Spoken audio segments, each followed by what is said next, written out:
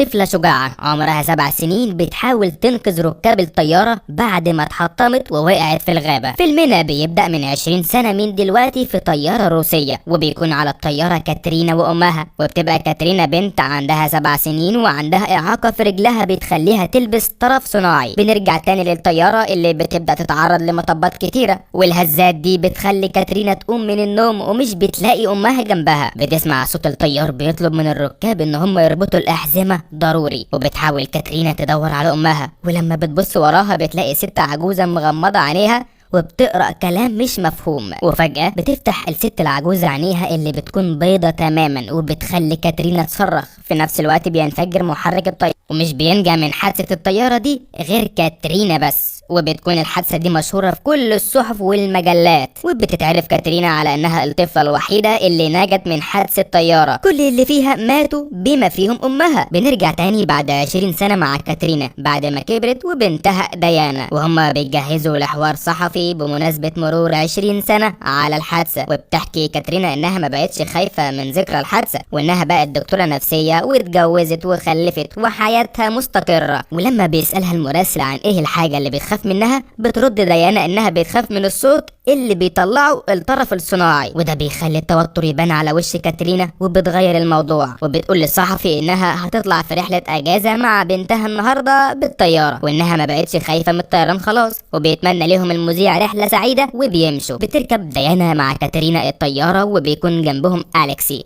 شخص لطيف وبيحاول يتكلم مع كاترينا ويتعرف عليها علشان يخفف التوتر. وبتكون الطيارة فاضية بسبب ان الناس خافت تركب الطيارة في الجو الصعب ده، وبيبقى عليها بس رجل اعمال ورسام. وجيلينا وايفنجي 2 عواجيز مسافرين يحضروا فرح حفيدهم ديمتري. وبتتوتر جيلينا لانها بتخاف من الطيران، فبتقوم كاترينا تساعدها بحكم انها دكتورة نفسية، وبتحاول تهديها وبتديها دواء مهدئ، لكنها بتسمع صوت غريب شبه صوت الطرف الصناعي. بتتوتر وبتاخد الدواء بتاعها وبتدخل الحمام. بتحاول كاترينا تجمد قلبها وتتغلب على خوفها، ولما بيخبط عليها الباب بتفكرها مضيفة لكنها بتسمع صوت امها. ولما بتفتح الباب بتلاقي نفسها جوه بيتها القديم، وبتسمع صوت امها بتحذرها من حاجة معينة وبتقول لها كلام مش مترابط. فبتقرب من أوضة أمها وبتفتحها، ولكنها بتلاقي نفسها في الطيارة عادي، وبتطلب منها المضيفة تقعد مكانها. فبتروح وبتلاقي ديانا بتتكلم مع أليكسي عن اللي هيعملوه عند جدها. وبيلاحظ أليكسي إن كاترينا معاها دواء، وبيعرف إنها متوترة وخايفة، فبيحاول يقلل توترها وبيكلمها عن شغله. وبيقول لها إنه صحفي وكان بيغطي أغلب أخبار الحرب، ولكنه دلوقتي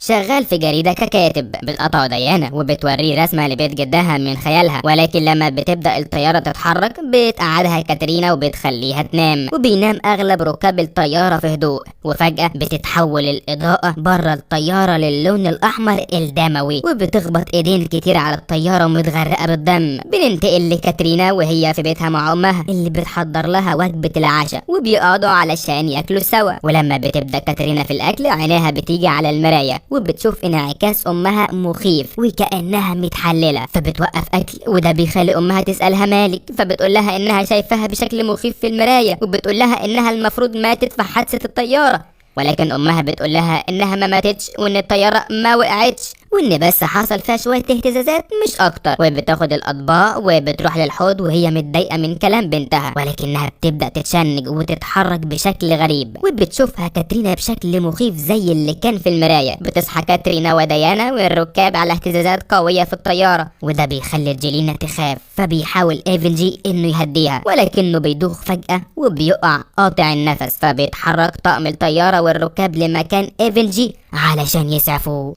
وبتعمل له كاترينا الإسعافات الأولية، وبيساعدها أليكسي على إنه يعمل إنعاش لقلبه. وفجأة بيقوم إيفنجي وبيمسك في كاترينا وبيقول لها حاجة مش مفهومة، ولكنها بتبقى بتتخيل وبتشوف من وراه خيال ليد غرقانة دم، وبترجع لورا. وبعدها بالثواني بيموت إيفنجي، وبتبدأ الطيارة في اهتزازات عنيفة بتخلي كل الركاب وطاقم الضيافة يقعوا على الأرض لحد لما بتنتهي الهزة. وبتقدر كاترينا تتحرك وبتروح لبنتها وبتطمنها بطنها. ولما بيروح أليكسي علشان يطمن على كاترينا بتقول له على اللي حصل لها زمان في الحادثة، وإن إيفنجي قال لها نفس الكلام اللي كانت بتقوله الست العجوزة، ولكنه بيرد عليها إنها ممكن تكون مجرد هلوسة مش أكتر بسبب الدواء اللي بتاخده، ولكنها بتصمم إن في حاجة هتحصل، وبتقول له إن كان في جرح في رجلها والنهارده الجرح ده اختفى، وبتسأله عن الرعشة اللي فبيقول لها إنه كان مرة بيصور وفجر إرهابيين النفق اللي كان فيه، ولما فاق كان تحت الحجارة وكل اللي معاه ماتوا، وعلشان كده هو مرعوب،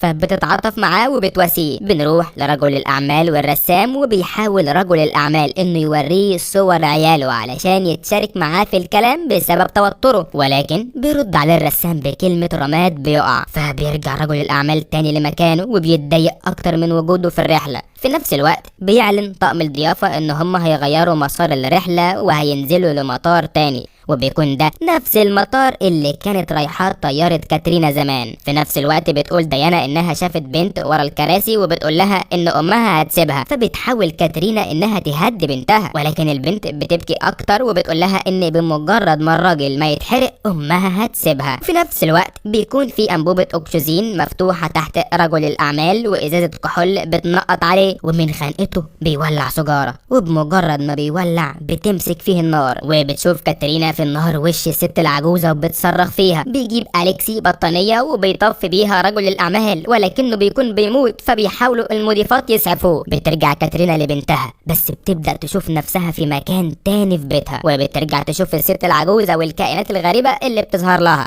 لكنها بتكون بتتخيل تاني، فبتحس انها بدأت تشوف الخيال على انه حقيقة. بترجع تاني لرجل الأعمال وبتحاول انها تساعده يتنفس، ولكنه بيطلب يشوف تليفونه علشان يشوف صورة عيلته، وبيموت بعدها. بتبص كاترينا على جيلينا ومش بتلاقيها، فبتروح للحمام تخبط عليها لانها خافت يكون حصل لها حاجة، بس لما بتروح بتلاقي الحمام فاضي، فبترجع لبنتها ولكن بتلاقي أليكس بينزف، فبتقول له ان هما لازم يروحوا ناحية كابينة الطيار لان ده المخرج، لانه المكان اللي دايما بتمنعها منه المضيفة، ولكنها بتمنعها المضيفة، بس فجأة بتتشنج المضيفة التانية وبتبدأ تنزل مية من بقها وبتموت. بتبص كاترينا على الرسام بتلاقيه رسم كل حاجة حصلت من اول ما ركبوا الطيارة، حتى هلوسات كاترينا رسمها. فبتاخد بنتها وبتروح ناحية كابينة الطيار، وبتحاول المضيفة وأليكسي يوقفوها، ولكن فجأة بتتسحب المضيفة لبعيد وبينزف أليكسي لحد ما بيموت. بس بتصمم كاترينا تاخد بنتها لمقدمة الطيارة، وكل ما تدخل من الباب بتلاقي نفسها في نفس المكان كأنها في دوامة،